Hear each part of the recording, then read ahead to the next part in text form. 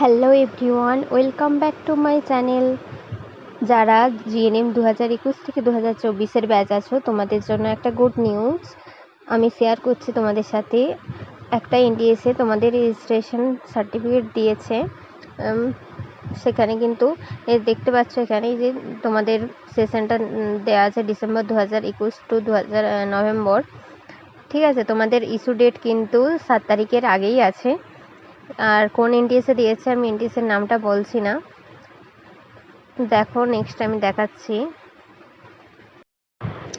এই দেখো issue date হচ্ছে 4 আগস্ট 2025 দিয়েছে এবং এই রেজিস্ট্রেশন ভ্যালিড থাকবে আপ টু 3 আগস্ট 2030 পর্যন্ত।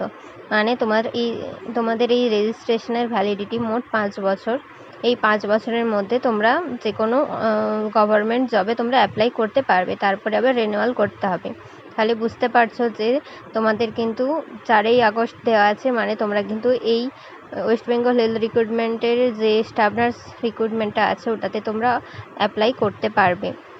কাল একটা নোটিশ বেরিয়েছিল, আমি সেটা দেখাচ্ছি। দেখো এই নোটিশে ক্লিয়ারলি বলে দিয়েছে যে candidates having valid registration certificate এবং reciprocal registration certificate issued by West Bengal nursing counselling as female or male nurse midwifery on the date of publication of this advertisement are only allowed to apply।